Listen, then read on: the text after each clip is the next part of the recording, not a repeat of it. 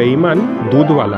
हरियल गांव में गजोदर दूध वाला अपने दूध के व्यवसाय के कारण लगभग सबको ही पता था। उसके पास 10 गाय और 4 भैंसें थी। दूध का व्यवसाय करके उसे अच्छी आमदनी मिल जाती, जिसके बलबूते पर उसने एक मोटरसाइकिल लिया था, जिसकी मदद से वह घर घर में दूध पहुंचाता था। कुछ साल उसने अच्छे से काम किया, लेकिन अब गाय भैंसे आयुर्मान के कारण कम दूध देने लगे थे। इसीलिए गजोदर चिंतित था। एक दिन गायों को घास खिलाते वह सोचने लगता है।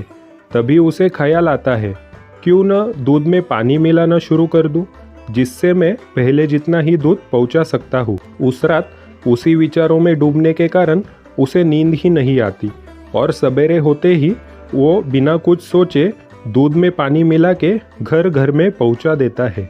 कुछ दिन गजोदर यही करता है।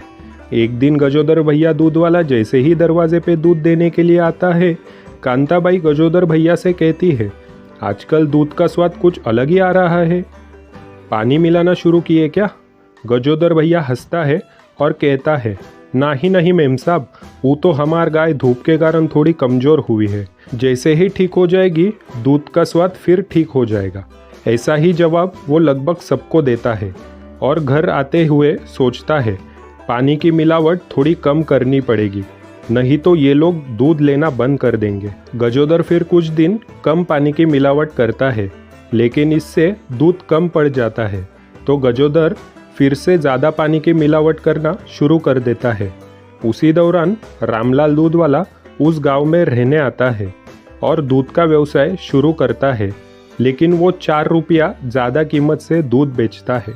कई लोग जो दूध के स्वाद में गिरावट आने के कारण परेशान थे, उन्होंने रामलाल से दूध खरीद के देखा, जिसमें मिलावट ना होने के कारण उस दूध का स्वाद बेहद ही अच्छा था। तो लोगों ने गांव में एक दूसरे के सामने रामलाल दूध वाले की तारीफ की, जिसका परिणाम ऐसा हुआ कि बहुत लोग रामलाल से दूध लेने लगे और कुछ दिनों बाद सभी गांव के लोग रामलाल के पास दूध लेते हैं। अब गजोदर भैया के सिर को हाथ लगाए रोने के अलावा कुछ काम ही नहीं था। वो सोचने लगता है, पानी के मिलावट की जगह मैंने कुछ गाय भैंसे और लिए होते तो मुझे ये दिन देखना नहीं पड़ता। जब लोगों ने स्वाद के बारे में पूछा था, तभी उसने सही कदम लेना चाहिए था, लेकिन अब क्या फ़ायदा जब चिड़िया चुग गई खेत। दूध में पानी का स्वाद लोगों को चखाते चखाते बेईमानी का स्वाद आज गजोदर ने चख लिया था। सीख, किसी भी चीज़ में कभी बेईमानी नहीं करनी चाहिए, क्योंकि बेईमानी की शुरुआत में भले कितना भी फ़ायदा मिले, उसका अंत हमारे नुकसान से ही होता है। Thank you. Please like and subscribe.